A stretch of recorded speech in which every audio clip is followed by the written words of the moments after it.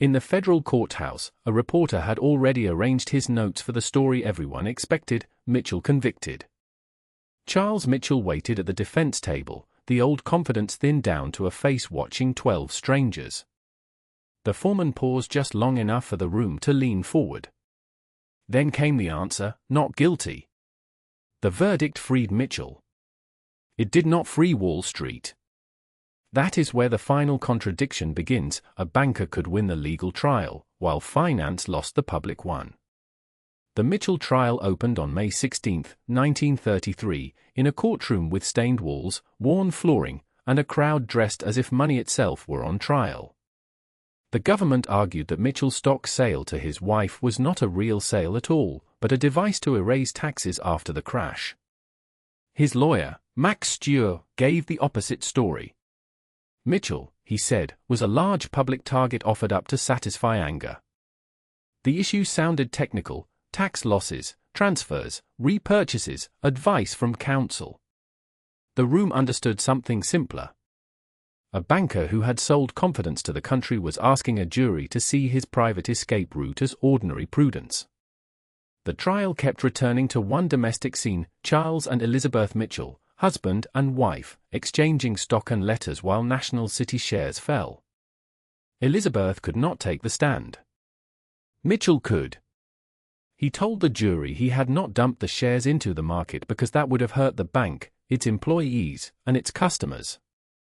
He said he had recorded a real loss, with legal advice, and had later bought the stock back to protect his wife's estate. It was a human defense, almost sentimental. But the letters made the arrangement look too tidy. What Mitchell described as family duty looked to the public like a privilege most families would never have. The prosecution did not need to prove that every juror understood high finance. It needed them to feel the distance between a household that could rearrange losses with lawyers and letters, and a country where ordinary people simply carried their losses alone. While the courtroom watched Mitchell, Carter Glass fought over the law that would carry his name. Roosevelt wanted stronger separation between commercial banking and securities business. Winthrop Aldrich of Chase, no friend of J.P. Morgan, pushed language that would force even private banking houses into the split. Glass was furious that a banker could help write the reform bill he had spent years building. Then came deposit insurance. Glass feared it would protect weak banks and reward risk. Henry Steagall knew frightened depositors wanted a guarantee. Rural America had lost too much to be satisfied with lectures on moral hazard. Reform was not pure. It was a bargain among rivals who distrusted each other. That was why it could pass. On May 23, J.P. Morgan Jr. entered the Senate caucus room with Thomas Lamont, lawyers, guards, and the old confidants of the House of Morgan. Pecora looked small beside them. That helped him. He was not trying to outgrand the grandest name in American banking. He was trying to make private power answer ordinary questions in public. Morgan spoke as if private banking were an honorable profession governed by reputation more than statute. Pecora listened with a pencil in his hand. The point of the hearing was not to prove that every custom was illegal. It was to show that custom had become a government of its own. The country had been told for years that the best men knew best. Pecora's genius was to ask what that sentence meant when the best men lent to friends, sat on each other's boards, and treated privacy as proof of virtue. Pecora asked for the Morgan Partnership Agreement.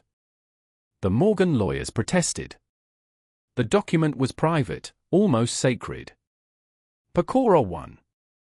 Behind closed doors, the committee saw a bank with no public shareholders, no ordinary board, no outside examination in the normal sense, and rules that treated secrecy as part of prestige.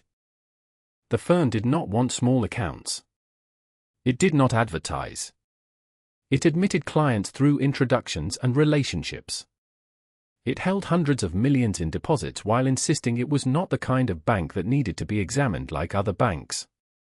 The old Wall Street answer was trust us. The new answer was show us. Then Pecora found the sentence that made the country stop reading the fine print.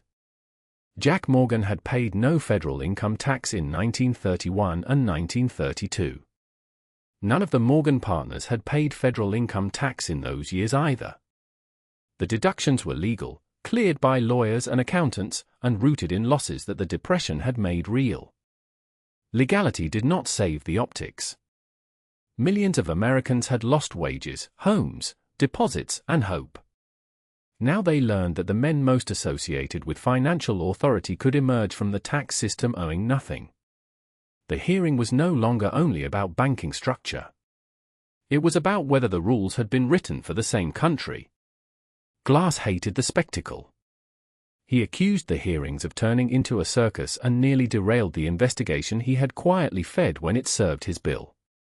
Then the spectacle turned grotesque. A circus press agent staged a camera moment beside Morgan, reducing the great private banker to a comic tableau. The stunt was ugly, but it exposed what the hearings had already done. The giant had been made visible at human scale. Pecora then turned to favored stock lists. Morgan partners had offered select people shares at advantageous prices before the crash. The recipients included powerful businessmen and political figures. Morgan called it relationship banking. The public heard influence. On June 16, Roosevelt brought Carter Glass into the Oval Office and signed the second Glass-Steagall Act. Glass received the photograph, the praise, and one of the gold pens. Steagall, whose insistence on deposit insurance gave the law its popular force, did not receive the same glory. The law separated commercial banking from investment banking. It created federal deposit insurance for ordinary accounts. It told Morgan, National City, Chase, and every ambitious bank that the 1920s model could not simply be repaired and reopened. The country did not get a clean morality play. It got something more durable, a rulebook born from panic, rivalry, testimony, and fear. That mattered because confidence could no longer be rebuilt by asking depositors and investors to admire character. The new system asked them to believe in boundaries. This bank cannot do that business, this deposit has a backstop, this market has a policeman. 5 days later, the Mitchell jury returned. The courtroom expected conviction. Instead, the foreman said not guilty. Mitchell wept, thanked the jurors, and walked out to supporters who cheered him uptown. The prosecution was stunned. But the verdict made a hard distinction. A jury could decide that Mitchell had not committed a crime under the law as written. The country could still decide that the law had failed to describe the injury. That Sunday, a minister in Springfield put the public feeling plainly: legality was not absolution. Mitchell had escaped prison. Wall Street had not escaped reform. The acquittal may even have strengthened the case for law. If the old rules could not punish conduct the country found intolerable, then the old rules were part of the problem. The old code broke again in 1938. Richard Whitney, once celebrated for striding across the exchange floor on Black Thursday, confessed to stealing securities from clients and institutional funds. His brother George and Thomas Lamont had tried to manage the problem privately before the truth came out. The SEC called it an unwritten code of silence. That phrase could stand over the whole decade. Before 1929, elite finance had often treated private rescue as proof of honor.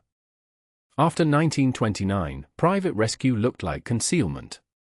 Whitney went to prison. The exchange he once defended as perfect now had a federal overseer above it. The crash did not destroy every fortune. It did not make every banker a villain. And it did not prove that laws can abolish mania. It proved something harder to live with: a sophisticated society can mistake confidence for evidence, reputation for safety, and rising prices for virtue. Glass-Steagall, deposit insurance, the SEC, and the Pecora record were answers to one historical wound. They gave finance a rulebook. They did not change the human impulse that had made one necessary. Markets would find new language. Ambition would find new instruments. Hope would again dress itself as certainty. The trial of Wall Street ended with new rules. But the old danger survived: when prices rise long enough, faith starts calling itself evidence.